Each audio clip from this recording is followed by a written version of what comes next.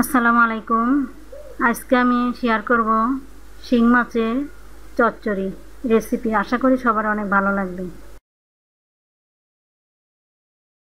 আগে থেকে চুলায় একটি কড়াই বসিয়ে দিয়েছি, আর দিয়ে দিচ্ছি 1 কাপ পেঁয়াজ কুচি, হাফ কাপ মরিচ কুচি, সাথে দিয়ে দিচ্ছি স্বাদ মতো লবণ, 1 চামচ হলুদের গুঁড়া,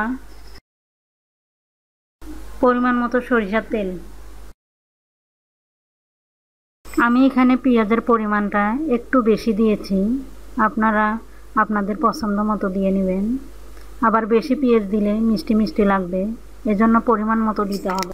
এখন হাত দিয়ে ভালোভাবে মেখে নিচ্ছি। ভালোভাবে মেখে নিতে হবে যেন পেঁয়াজ মরিচ নরম হয়ে আসে, এতে করে ঝালটা বেরিয়ে আসবে।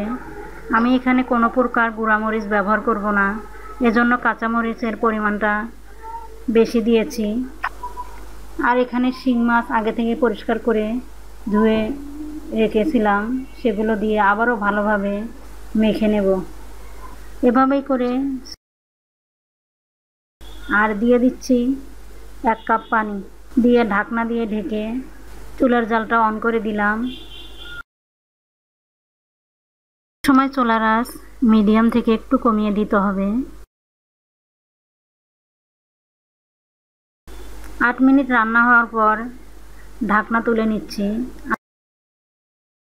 আমার আরও কিছুটা ঝোল রয়ে গেছে, এখন জাল করে শুকনো শুকনো করে নেব। আর দিয়ে দিচ্ছি 1 চামচ জিরার গুঁড়া। জিরার গুঁড়া দেওয়ার ফলে অনেকটাই ফ্লেভার ছড়িয়ে পড়েছে। এখন নাড়াচাড়া করে নিচ্ছি। আপনারা চাইলে এখানে ধনিয়ার পাতা দিতে পারেন। 2-3 মিনিট জাল করার পরে তেলটা উপরে উঠে গেছে। এখন চুলার জাল বন্ধ করে নামিয়ে নেব। ছোট ছোট শিং মাছ যদি চচ্চড়ি করি, গরম ভাতে খেতে অসাধারণ লাগবে।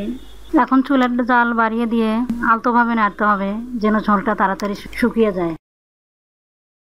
খুবই মজার শিং মাছ চচ্চড়ি রেসিপি। আশা করি সবার অনেক ভালো লাগবে। ভালো লাগলে অবশ্যই লাইক দিয়ে শেয়ার করবেন, কমেন্ট করবেন, সাবস্ক্রাইব করে বেল বাটন অন করে দিতে ভুলবেন না। ধন্যবাদ, ভালো থাকবেন।